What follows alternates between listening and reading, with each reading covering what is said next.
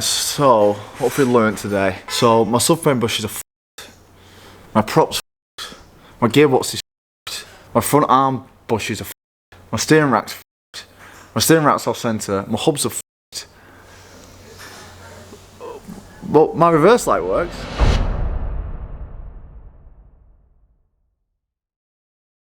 Good morning everybody. The 13 is behind us. It is the first video since she's been freshly painted, and we already have lots of stone chips and paint things, but it's fine. I'm not even going to worry about paint chips and fiberglass bits cracking, because if you get arsey about things like that, it's just not going to be a fun experience driving it. So it's gonna be, I am going to drift it. It's probably going to get worse, so what? But I know the conception is the S13 is finished. It definitely isn't. There are actually quite a lot of jobs that need to be done in it, but they're all like little annoying ones, especially annoying ones to do on the floor. So Modern Mini have kindly lent us a lift for today, and we're going to be doing a lot of those annoying jobs. Now some of them are actually quite bad. So I'm actually glad Tim's here as well. Thank you, Tim, for being here. Tim's a mate. He's such a helpful guy. Very smart. Lots of knowledge. The first thing, well, a few things, is I have a huge knock from the rear end. Now I know a welded diff knock, and this has it. It has another knock to go with the welded diff knock, and it only happens when I'm turning left, and it sounds like the subframe is about to fall off. So Tim's just got the bar on. We're just checking all the bushes at the minute. Oh, what a play there, mate. That one, someone's put a pad up there. Oh shit, yeah. That one is also sitting a bit lower. I don't know if it's because of the pad. Right. But they are subframe bushes, and they shouldn't really have that much play in them. No. I did think there were subframe bushes, so I have messaged Powerflex to see if they've got any. So I did do that like last week, but it would be nice to know exactly what ones I need.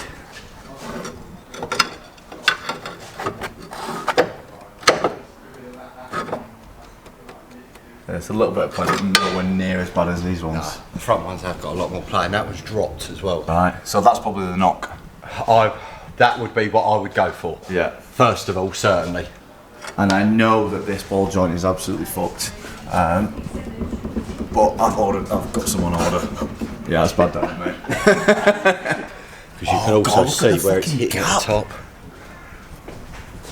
Oh yeah, It keeps coming up and rubbing at the top. Right. I mean, that makes sense, because this welded disc is going to put a lot of stress on everything in the back here. Someone's just put a pad up here. Where is it there? It might be why that side doesn't make a noise when you turn right. Yeah. Because someone's put a pad up there. That's a bit of tyre. I did think it was a bit of tyre. That's a bit of tyre, I think. Yeah. And someone's just put it in there to stop it. The tyre. Oh, lovely job, thanks guys. I would advise the seat. Oh God. He's quite split around the top edge. Right, so we need a prop bush. Holy shit. That's not helping. You will find though, you will probably rip through them a little bit. Yeah. Yeah. Wow. Yeah. Definitely wants prop bearing on it. Jesus. A little bit of research on that one. And I also have so we can't be doing them today because I don't have any bushes. Unless Miriam can't get Halifax ones delivered the same day, can you? Probably not for that. Probably not for this. That makes sense, yeah, of course. But I also have a list here as well. So, we check the, oh yes, oil leak. We have an oil leak. I have found what it is. So there is an oil leak coming from here. And first of all, I thought it was the sump again. You can actually see it dripping. Odds are it's the rear main seal, the crank seal. Apparently I spoke to, in the garage, my CA expert, and he said if you don't get OEM ones, they leak. It is only, and I didn't get an OEM one, it was like an aftermarket seal that I got. And also he said that old engines, they run, I'll put a picture here, there is a line that gets kind of edged into the crank by the seal, and after a while that line causes a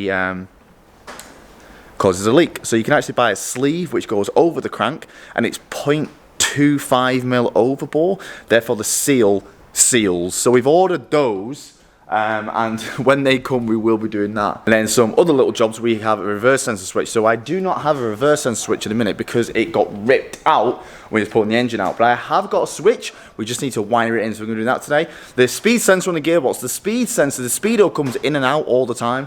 So I'm going to check the wiring and the speed sensor itself if it doesn't spill oil everywhere. There is a little bit of surface rust which I want to clean up and underseal as well, which is just here. As you can see, it's just here, so I've got some grinding and some underseal and some things like that. There's also a power steering fluid leak that I would like to look where it's coming from. So at the minute it's all just wet. I'm not losing that much fluid because it's still full, but it is dripping and it's dripping all over the subframe, and it just looks horrendous under this. So we need to check out the power steering fluid leak. And there is also a bit of a whine when I'm in 5th gear. I don't know if it's coming from the gearbox or the diff. I'm going to see if we can get it in 5th gear on the ramp and see if we can see if it's from the diff or the gearbox. It sounds to me like it's coming from the diff. I do know I've heard a lot about these, of that when they're welded, they do make horrific noises in different gears and stuff, and it's just a whine from the welded diff. But we're going to double check. So that's what we've got to do today. Let's just crack on.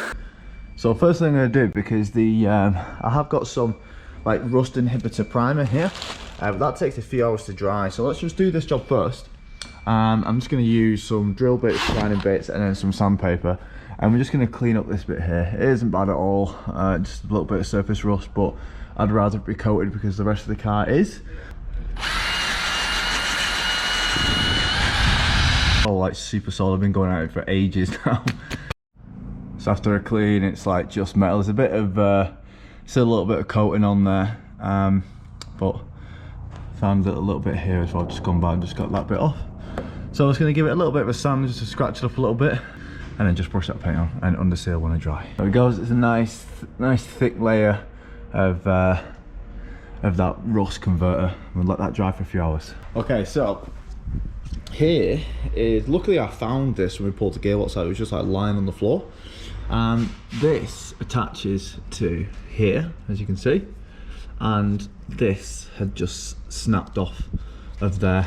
So what I'm going to do is I'm going to get a solder, and I'm just going to solder. It looks like it's, doesn't matter where positive and negative go, it looks like it's just like a through current, so like a bulb.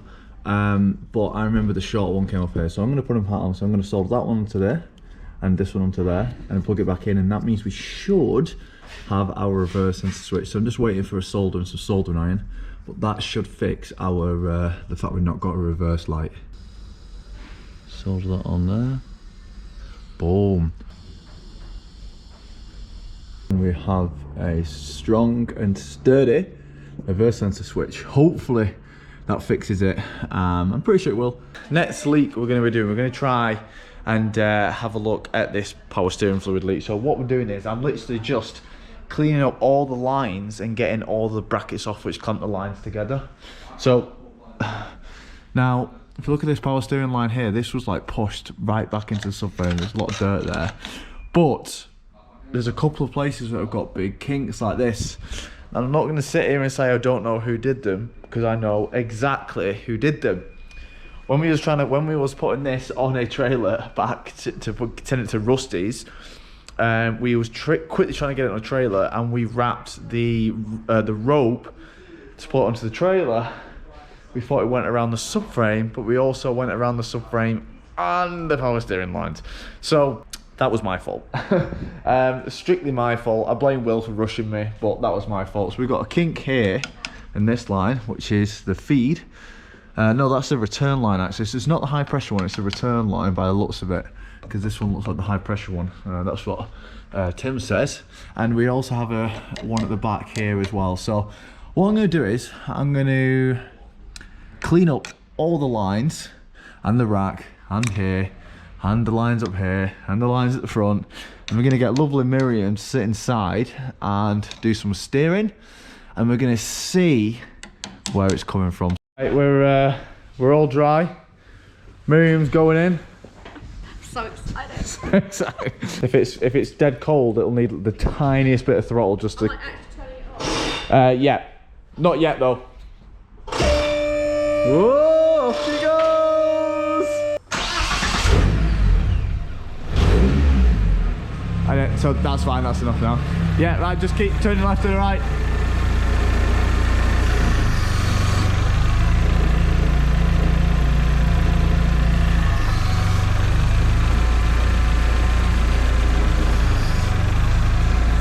We've had a look over every line, like all three of us, for about 10 minutes, and we can't see anything. So I don't know whether maybe I just think there's a leak when there isn't, and it's just like coolant dripping down from where it's been leaking in the past and where we've been topping it off, or maybe it is just the oil mixing with the coolant making it look like power steering fluid. But I really can't see anything. Right, thank you, Miriam. I think we're done. I'll bring you back down now. Right, so we're going to see if we now have a reverse light switch, but I also don't know which light is the reverse light, so it might not even have a fucking bulb in there. Just realised that. Right, I don't have a light, but I don't know whether that's because the bulb. I think these ones got to be the reverse lights. All right, so yeah, we either have a bad switch or the bulb's not working. So, right, should we lift you up and see if we can get it in fifth? You alright doing that? So we have a bit of a whine in fifth gear. I won't put you as high as you need to be. I'll just so we're going to slowly go through the gears and get it rolling in fifth gear and see if I can hear that whine. I might not be able to hear it because it's only like on the motorway that it does it, but we'll see.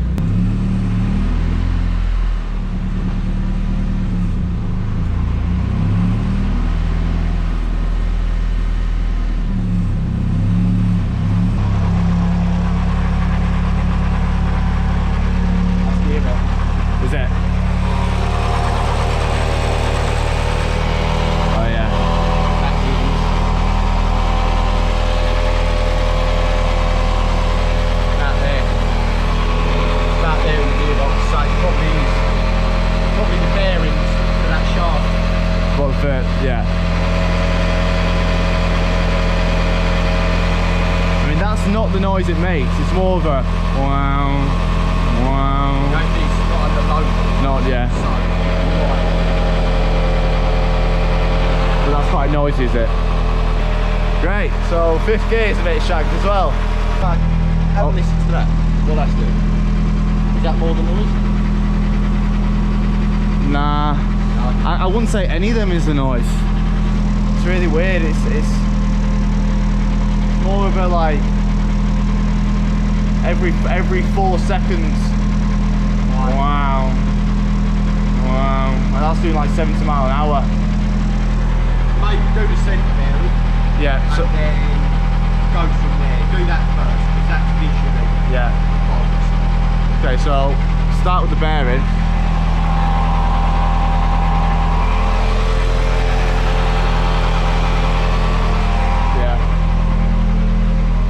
Alright, Miriam, you can come out of gear now, yeah. Okay, so while the car was in the air, Tim just got a little bit of wire and we've just bridged the connector to the reverse light just to, you know, iron out what's wrong and well, what is working and what isn't.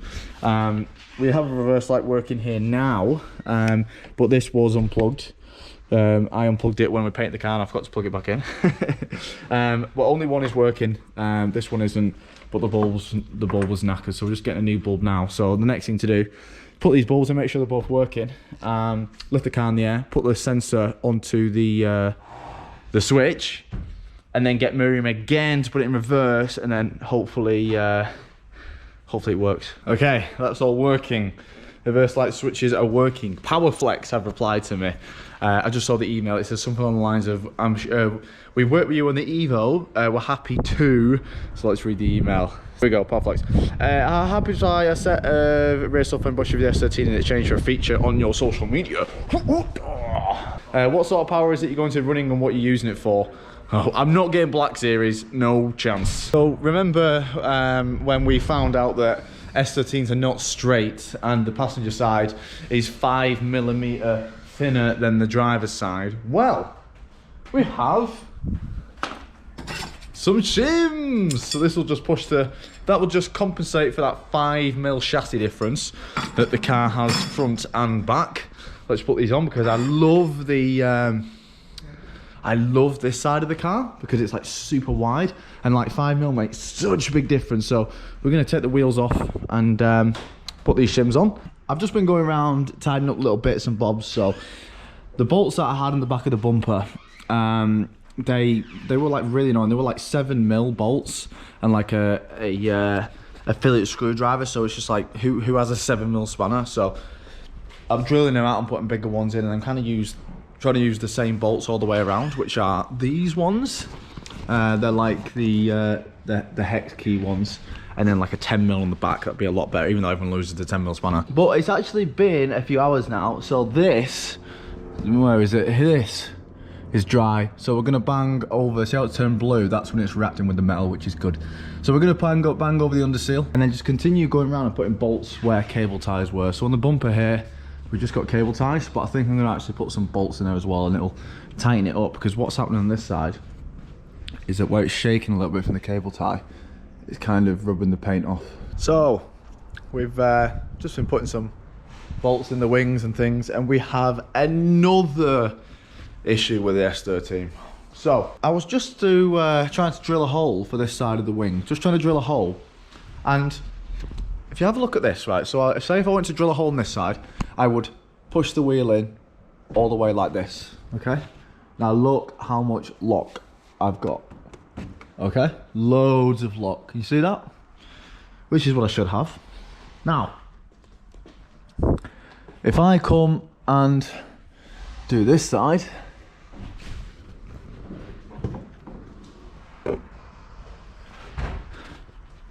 I have no lock whatsoever. Absolutely whatsoever. So we've come underneath, and at first we thought the rack wasn't centered, which may still be an issue. We come and have a look underneath, and look at the hub. The hub, this hub, looks like it's been cut and welded. Now why would you make them shorter? I always thought you made them longer so that you would get more angle. Because it's so short, it's just hitting this and it's not clearing it. So if you look at the difference between this side, which we've measured it, it's 3 inches from here to here, right? Look at the difference. So it's like half the distance, so it's just not clearing this bump stop. We thought about cutting this bump stop off, but the hubs are different fucking lengths. So more parts will be needed. It just never ever ends. Well, at least it looks good. But it's bad because like I'm getting, so we've measured it, I'm getting just under 1 turn on the steering wheel to the right, but a turn and a half to the left. So I'm getting loads a lot to the left and none to the right. So I've messaged Neville to basically send him a picture of that hub and see if he can measure it against other ones and send me one that's not been cut and welded. But I don't know why I always thought you lengthened them. Why would you shorten the hub? Right, so what have we learnt today? So my subframe bushes are fucked, my prop's fucked, my gearbox is fucked, my front arm bushes are fucked, my steering rack's fucked, my steering rack's off centre, my hubs are fucked, but my reverse light works. Okay, so I've messaged Neville. Neville has got a spare right hand knuckle which she's going to send, but the car is just there. She's hiding away. Neville's going to send one of those. At least we don't have a power steering fluid leak, which I did have, or maybe we just don't have a bad one, but we can't see one. Huge thank you again to Modern Mini, and thank you Tim. If I didn't come here today, I would have been going on a long road trip with that, and that's not good. And we've also found out how bad our bushes are. So Powerflex is sending out some new bushes, which we're probably going to get, which will get done. And I need to wait for this knuckle to arrive from Neville, and also my trap rods are coming as well. And my ball joints coming as well. So I'll try and do them all together, especially the fronts. I'm busy this weekend, going back home. So hopefully, by the time I come home next week, we'll have the ball joints. We'll have the knuckle, we'll be able to put that front back together, and we'll have the Powerflex bushes as well, and we'll come back here. Sorry guys, yes, I'm coming back here.